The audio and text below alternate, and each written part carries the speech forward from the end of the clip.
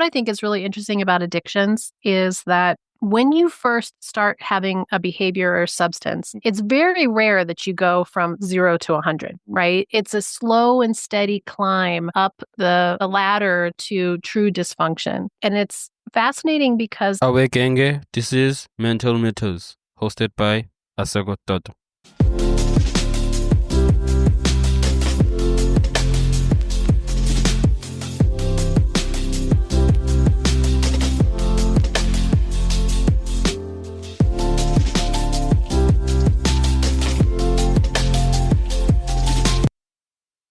Hello everyone, welcome to another episode of Mental Mythos. I'm your host, Asekho Toto, and before we dive into today's incredible conversation, I have a small favor to ask.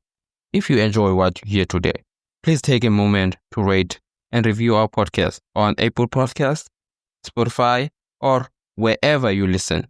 Your feedback not only helps us improve, but also helps others discover the valuable insights we share every week. And if you find today's episode particularly inspiring or insightful, don't forget to share it with your friends, family, or anyone you think could benefit from it. Thank you for your support. It truly means the world to us. Now, let's get back into our conversation. You have faced you have had mental health challenges faced during your journey overcoming alcoholism, control, addiction, and codependency. Can you tell us about that? How did these experiences shape your experience of mental health? Yeah, thank you so much for asking. You know what I think is really interesting? I've been thinking a lot about this in terms of my alcoholism and really mostly about my anxiety, because I think that from a very early age, I didn't realize that I was empathic, that I had this highly sensitive system. And when you have a highly sensitive system, you take in the world in a way that really hits you hard. And when you have that system, you'll find and create whatever tools that you can to try to be able to manage and handle those situations. And anxiety is really a fear of the future. Anxiety is a desire to keep yourself safe. And so from a young age, I had this part of me that needed and wanted to keep the world safe, to protect myself. And I created ways to do that. First of all, was to become a people pleaser and to become codependent. And the people pleasing was really, how can I take care of everything around me so that I can be okay? How do I make sure you're okay so I'm okay? And then as I got older and discovered alcohol, it was the way to be able to manage my emotions. It was the way to be able to tap down that part of me that was uncomfortable and found it very difficult and sometimes very painful to be in this complex world that we are as humans. And so when you think about what is addiction, whether you're scrolling on your phone or drinking or shopping or whatever, there's so many different things, sugar, eating, right? There's so many things that we can be addicted to. What we're trying to do is we're trying to soothe our nervous system. We're trying to really bring down that energy. And I think what's so fascinating about mental health right now is that there's so much more information coming in than ever before. So when I started my journey, I knew as a little kid that I didn't know how to be in the world. And I had what I would consider level 7 to 10 anxiety from the time that I was in high school all the way until I had my spiritual awakening and got sober and found soul recovery 6 years ago. High level of anxiety, high level of depression, desire for suicide. You know, the number of times I actually sat in this room and had one of the most profound changes in my life of really feeling that heaviness of the world and trying to just not feel it. How do I not feel this way? And the voice that came to me was the voice, I think, of spirit and source that said, this time here where you are is here to show you something. Don't waste it. And from that moment, that was the beginning of my exploration that still took years to get to. But that was the beginning of really realizing that I was in overwhelm. So ultimately, I think that having been through all of that and being where I am today, which is no medication, no alcohol or drugs, very mindful of what I put in my body, incredibly mindful of what I choose to think, feel, and believe, how I spend my time, I am an entirely different person. But it took going through the dark night of the soul, which I think we all need to get through, to get to a place where we're ready to look at different things in our life.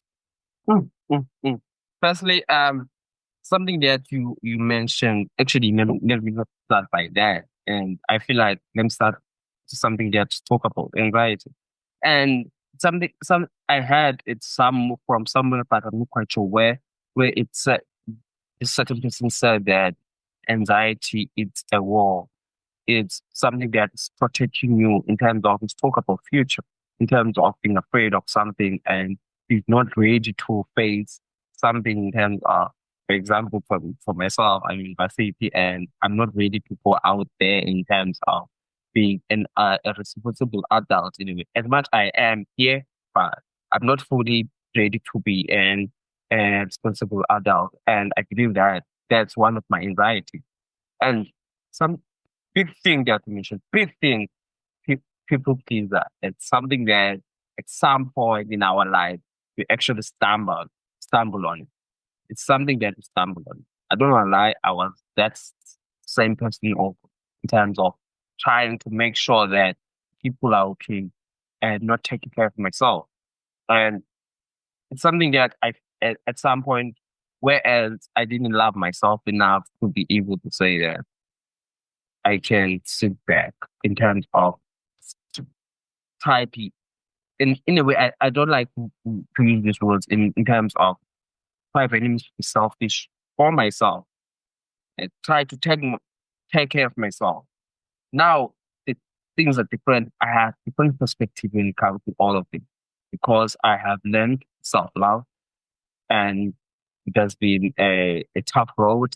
Been a tough journey, something that I'm not used to per se, something new to me and something that I realized that I don't need to please other people, to be that people pleaser.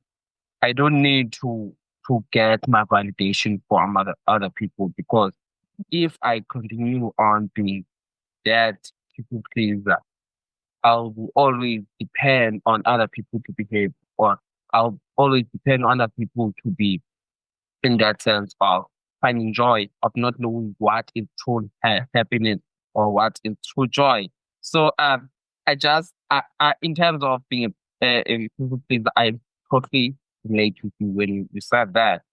And this man is something that I try to incorporate in terms of focus on addiction. Addiction is a big thing, as we mentioned that people are addicted to different things. Sometimes we don't know what is addiction. And sometimes it's just saying that, no, it's just another glass of wine. I'm just eating extra today. And I'm just buying this one thing today. In terms of that, it's something that we don't actually see, but other people see is within us. And sometimes we have that in denial in terms of, no, I'm not addicted to this thing. And I I found that very fascinating. That's where I decided in terms of that trying to get into this conversation of addiction and try by any means to invite guests and experts and learn the science within addiction, what it really means, how people can get out of it. So, how did you realize in substance that you are addicted to alcohol? Oh, how did I realize I was addicted to alcohol? You know what I think is really interesting about addictions is that when you first start having a behavior or substance, it's very rare that you go from 0 to 100, right? It's a slow and steady climb up the ladder to true dysfunction. And it's fascinating because the action and the substance generally of its own nature is not necessarily a horrible thing. However, there is this place where you move from the choice that you make, where you're just having another glass of wine, to where the chemical dependency, whether it's a chemical dependency to a drug or whether it's a chemical dependency to a dopamine hit, begins to take over. And this is the place where I think spirituality is the key to really looking at both addiction and mental health issues, which is that if you believe that you are out there by yourself with no help, with nothing to support you, with nothing to guide you, with nothing to hold you, with nothing to resource you, will the just I will not do it, I'm going to make this happen isn't enough, because there's so many more factors going on than just our desire. And I've said, many times, it's crazy when I moved out of the just drinking because it's a fun thing to do. There's nothing necessarily wrong fundamentally with drinking, but my body had moved into the place where the demon was in control of me. And when the demon becomes in control of you, you're sitting there saying, I'm not going to do this. And you're doing it. And when you can have grace for yourself, whether it's, I'm not going to watch TikTok videos tonight, and there you are, you're an hour into TikTok or whatever it is. It's really just about starting to have awareness and this belief that you can start to see things in a way that's going to give you clarity. And what I believe is it's spirit giving you the vision. I believe that every moment of grace is actually spirit source reaching out to touch your heart. Because my way that I see it is that we are here in this lifetime, whether you believe that it's the only lifetime or not, doesn't even really matter. We're here in this lifetime, in this body, to learn and to grow, with the concept that at the end, there is an opportunity for happiness and connection. But there's so much dogma and guilt around which religion is the right religion. And more, there's this expansive consciousness raising that's happening on the whole planet, that has been happening basically since the World War II. That is this enormous shift in saying it's not about religion. It's about something more. There's more and more people coming and talking about the importance of connecting to your inner self. There's more and more people talking about mindfulness. There's more and more people talking about be here now. Because if you're here now, there's no space for anxiety, because anxiety and worry is fear of the future. But if you trust and know and start to really stand in the strength and the knowing that whatever spirit is for you, that you are held and guided, and you start to see evidence of that in your life, then you can trust that whatever happens in the future is going to be okay. We begin to co-create our life in a way that allows us to have that moment of grace to step out of addiction, to step out of behaviors that are not benefiting us, to step out of relationships that no longer serve us, to step out of ways of thinking, step out of fear. Your example of being this young man who, I think how old are you? 25. 25, so you're the same age as my son. So I have a 25-year-old son, and being a grown-up both appeals to him and is terrifying. Definitely. So the more that he goes into how he's supposed to be and whether he's going to have these things down the road, I watch him go spiral into fear, to spiral into not enough, spiral into his anxiety. And he has high-level anxiety. But the more that he steps into his spiritual self and recognizes that he's always been guided along the way, I can watch him shift from his higher self to his fear self, from his higher self to his fear self. And more, he's in the higher self. And that's all we can ask for, is not to be perfect, but to say, can I step into my higher self that's going to give me the peace that I need, that's going to give me the wisdom that I need, that's going to give me the guidance that I need to give me space to feel my feelings. Because it's okay to be unsure of the future. That's not a problem. It's, are you going to worry and obsess over the future? Or are you just going to say, yeah, that kind of freaks me out? There's a big difference between feeling your feelings and then getting caught in the spiral. It's quite powerful actually, and I find myself between those two things, within in my higher self, and being in that fear mode of live. I need to, in terms of a mentioned area, have responsibility, have this and that and that and that, not realizing that instead of focusing on the future or the past, I need to be within the present, and it's something that we rarely look at as young people in general, because we think a lot of things. We think that life, in terms of life, is gonna. In all honesty, I thought life is gonna be easy when I was young. I was so in a hurry of saying that I want to be old, I want to be old. Now I find myself having this thought that I want to be young again, I want to be young again. Not trying to take responsibility, not trying to actually being in the present and analyze what I actually want. Analyze that what are the most important things within my life. And it goes back to, in terms of being this certain person that says that as much as I'm in the situation, as much as I have these fears about my future, but what am I learning now? How these things that I'm currently learning, how will I utilize them in the future?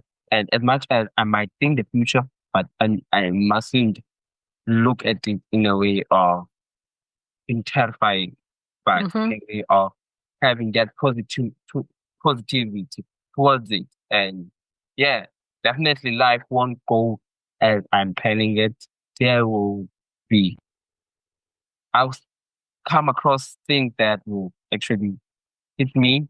And as much as they hit me, I shouldn't stay down a long time. I stand up and get up and keep on moving. And I think we diverted from the conversation in a way, and sorry for that. I just wanna talk, and something that I once had a guest that had also had a spiritual awakening, and she kept mentioning the word that you mentioned. I think empathic, to someone that isn't aware of the word. What does that mean?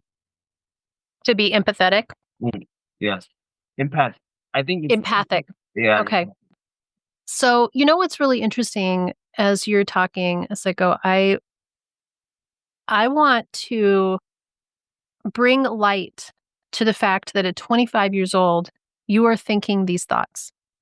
You're curious and interested in a level of consciousness that our parents didn't have at 25 years old, that I didn't have at 25 years old.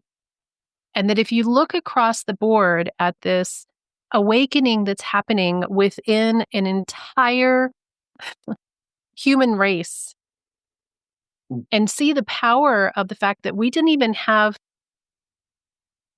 the beginnings of these seeds of questions not that long ago, that it's really profound that this is the part of us that has this highly sensitive, empathic self. So to be empathic itself really means that you feel people's feelings, right? And some people are more empathic than others in nature. So if you step into a room and somebody's having intense feelings, you're not just witnessing the intense feeling, the feeling actually comes in and you can experience their feeling. Now, that's different than being intuitive. So some people have an empathic ability to really feel those feelings. And another set of people, all of us, have access to this real intuitive part of us that is connected to higher power, that's connected to our higher self. And you can think to yourself, I can really recognize and see that that person is struggling. And you innately know that. That's intuitive. Empathic means that you actually feel the feelings within you. And empathic people tend to they're ones that turn into a lot of people pleasers or codependents because then they think it's their job to fix the people. And part of our journey is to realize no one needs fixing, first of all. No one's broken. There's nothing wrong with us. We're here to remember who we are. We're here to stand in our truth of who we are. And that when you allow people to be witnessed with kindness and love and compassion and seen for who they are, then they have the strength to step into their wholeness. So you can have empathy for somebody where you really feel their feelings. And when you move into the unhealthy place, you try to fix it for them. You say, let me carry your burden for you. I see that you're hurting. Let me carry that for you. And when you move into a deeper knowing and more healthy spiritual space, it moves into a place where you move up the ladder to compassion. And compassion says, I see that you're hurting. I see that this is difficult for you. And I know that you are being held, supported, loved. I know that you have everything within you to work through this, to learn from this. I can witness it for you, but I'm not going to carry it for you because it's not mine to carry. And there's almost nothing that is actually ours to carry, except for our own experience. But that's not how we feel. So you, along with so many other young people, I believe that this heightened consciousness that's happening to uplift the human race, the work that you're doing on yourself to open your heart, to be connected, to do this expansive soul awakening within yourself, radically changes the entire world. It's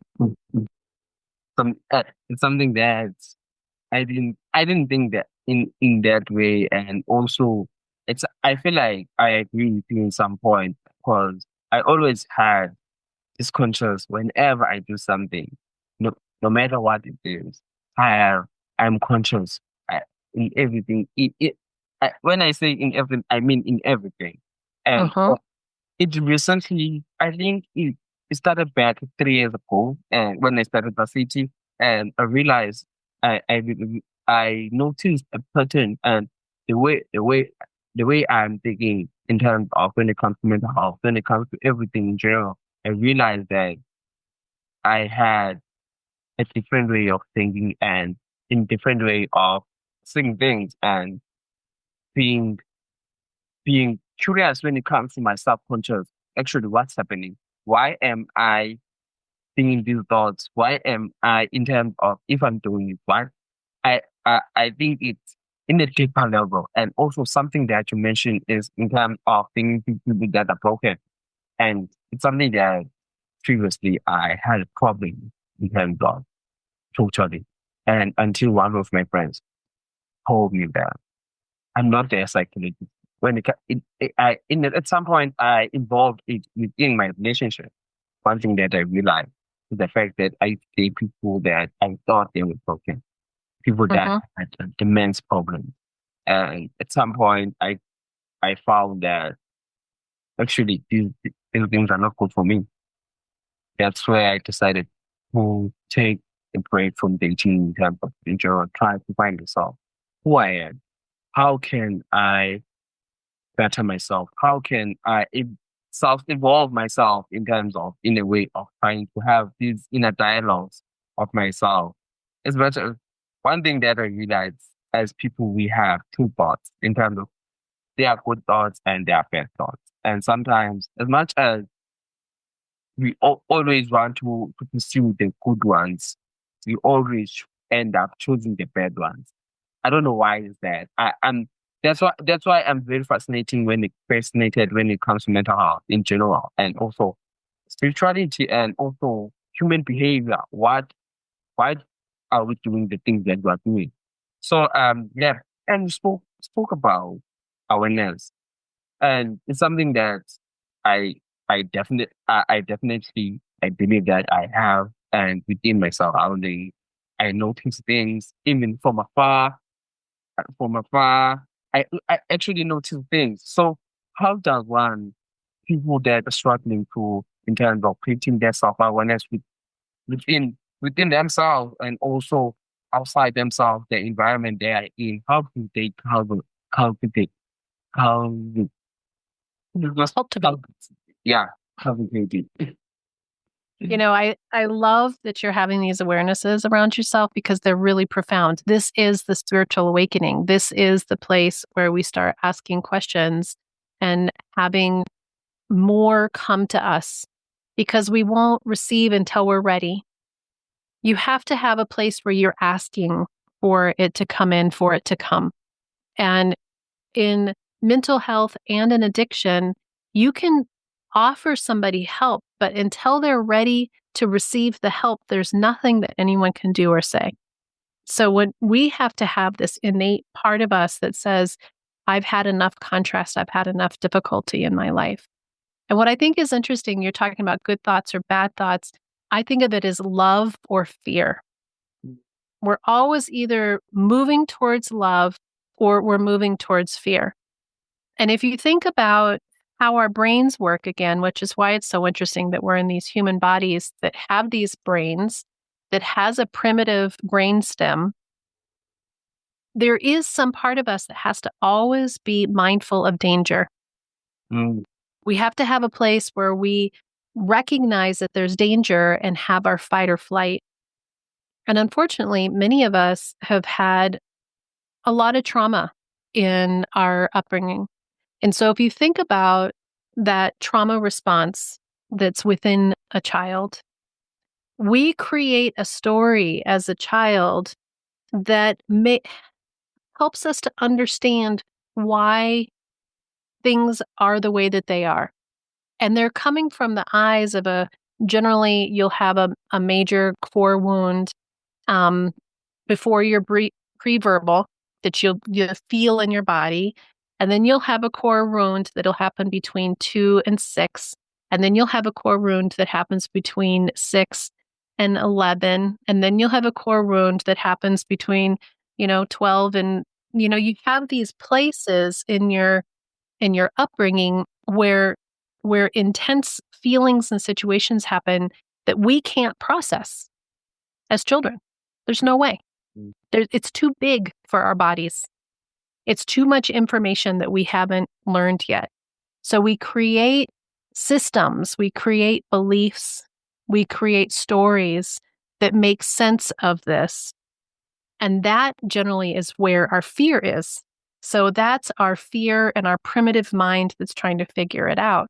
And if we're not aware of the fact that these beliefs were created by a 3-year-old, if I continued to live my life based on one incident that I had when I was 3 years old around getting in real trouble, I got spanked, I got yelled at, it was terrifying for me at that age.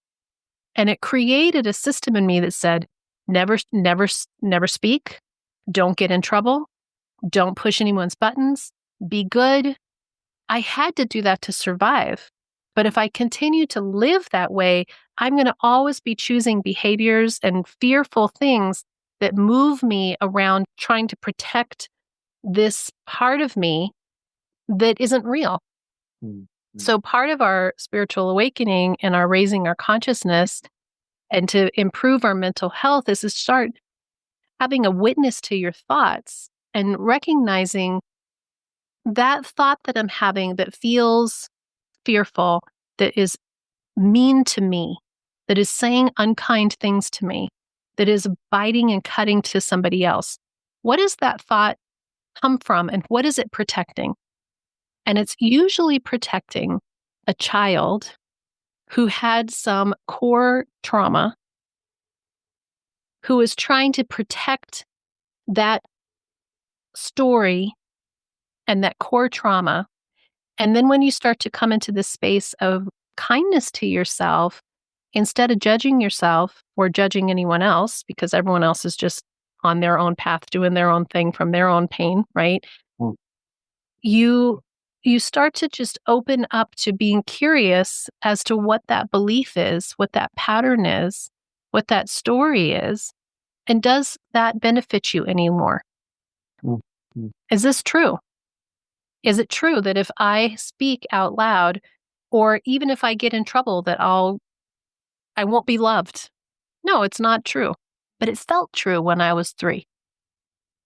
So I've spent my entire life, 54 years, continuing to work through those 3 or 5 core traumas and give them peace, give them grace. And it comes from knowing that I am supported and loved by spirit.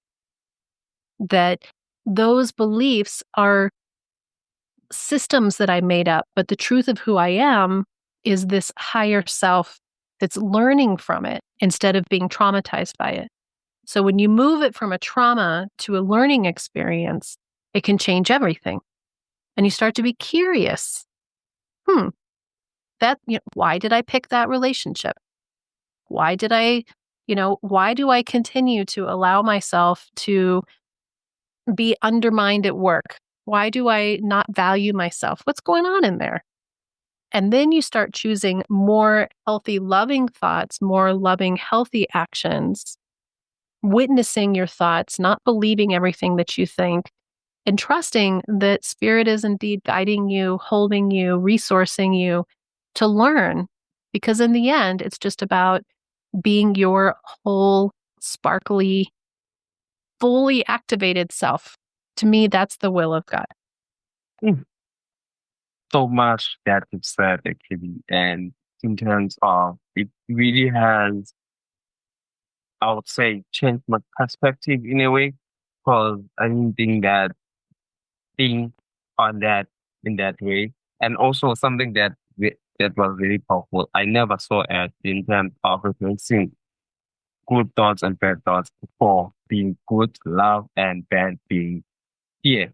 Fear. And sometimes, as much as we try to overcome our fear, we don't. We we stay away from it. But when it comes to thoughts, we actually dive deeply in them. And also, one thing that you spoke about in terms of suppressing it, treating this story, it took me back to Sigmund Freud's work, where in terms of depression, when it comes to psychoanalysis, in terms of when the brain just represses things that you cannot control, things that you cannot apprehend in a way. And it's such a, I, w- I would say that such a fresh perspective. It's a perspective that actually, in a way, I will actually explore more and try to, again, ask myself this type of question of, in a way, back then, I wouldn't say back then, last day or last day, I'm not quite sure. I had also these thoughts and asking myself that why am I asking myself like this? Why am I having these thoughts within myself that I hate myself? I have this, I would say, hatred, and also why am I not doing enough? And one thing that I always say is the fact that I didn't do enough whenever I do something. As much as I do it with my all, I always say that I didn't do enough. I needed to do more. Interesting.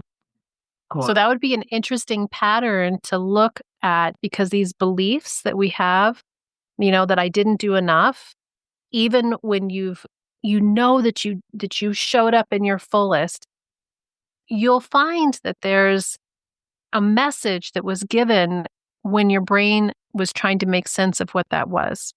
Mm. And the curiosity, I think, is really important, because we can be so judgmental to ourselves. There's no one that can be harder on us than ourselves, right? There's some part of our psyche that thinks it's safer to kill ourselves than to let someone else kill us, right? So the curiosity opens up this space to, instead of saying, why? Because there's something wrong with me, it's more a curiosity of what you're supposed to learn from it, what you're supposed to release and grow from. And the curiosity opens space for spirit. I think that there's a very fine line in therapies that drag you through into into the pain that brings you back emotionally, physically, spiritually there. You get re-traumatized sometimes by continually talking about what hurt, what didn't work. I think there's a balance between being mindful that we have these core wounds, and they're like roots of a tree that grew a whole tree that's based off of that core, wound. You don't have to go pluck every leaf off the tree. It's really about getting down to the root and saying, where did this come from? How can I relieve myself of this belief? And when you do that and you give that place grace and kindness and compassion and forgiveness, it's like the whole tree transforms and all of the memories transform and the way that you experienced it transforms. So I think there's this balance between digging in and pulling every single, memory and really being curious as to what you learn and how it affected other places in your life so that you can release it. Again, I in a way, as much as this episode was supposed to, in terms of contribute, definitely, hopefully, the audience will learn more about themselves through this conversation, and also, I don't know, I'm learning more about myself, and I do see it in that way, and give me, as I said, a different perspective on things and how, in terms of my conscious of accessing my higher self, and something that I feel like it's a knowledge that I didn't know before, and that's why, in terms of, I actually mentioned spirituality. Actually, it is seen something as something that is religious and not something that it's within yourself in a way. So yeah, I just want to say thank you so much for being here. I really appreciate you, and I am honored to be here. learn a lot, and I believe that time went fast. I don't know why. Time went fast. And I'm starting to enjoy actually, I was enjoying the conversation because it really tapped it somewhere within myself, and trying to figure and telling myself that I should look on these types of things, and trying to look on to those questions that you mentioned, in terms of, as I've said, that has usually I have this question in terms of not going to enough, or in a way, and something that I I had a conversation with someone where else I said that I need to do more. As I've mentioned, I need to do more, and she keeps on stopping me up, saying, "No, you shouldn't be. You shouldn't work hard in terms of that." Because the reason why she was stopping me with the fact that I have two jobs, is this podcast, and also I have my regular job, 8 to 5 job.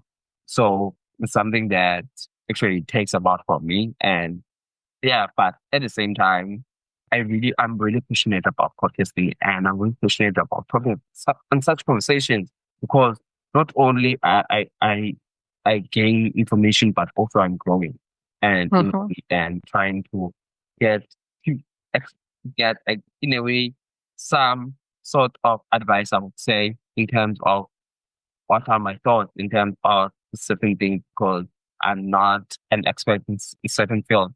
So with those words, I would like to say again, thanks so much for being here, and thank you so much for your expertise. And I will definitely leave the name of your podcast on the description of this episode. So yeah, Recover Your Soul is my podcast. It's on all streaming platforms, and it's all this. It's everything that we talked about today with the flavor. Your flavor is mental health, and my flavor is people walk through the door of their own soul recovery because they believe that somebody else is struggling. So either as a codependent, somebody has an addiction, maybe they have their own addiction. But really, when we all walk through whatever these doors are, what we're stepping into is our wholeness of our spiritual divine nature. And the more of us, you are a huge piece of this, the more of us that are opening these doors and allowing people to start to contemplate these concepts and to step into our wholeness and heal our past traumas and wounds, we're actually healing an entire past generations of woundedness, and we're opening up future generations to choose love more readily, more easily, more consciously, and more automatically, So this work that you're doing, that I'm doing, it's so important. So I'm just so glad that we're here connecting today. Thank you so much. And also, I learned a lot. Not only about the conversation that we had, the connection between mental health and spirituality, but about accessing your higher self and able to, in terms of, again, keep on asking yourself those questions. So, yeah, thank you so much again. And also, as I've said that, I will put your website on the description. And also, I think you have a website. Yep, recoveryoursoul.net. And then the podcast Recover Your Soul is everywhere. Free audio post-production by alphonic.com.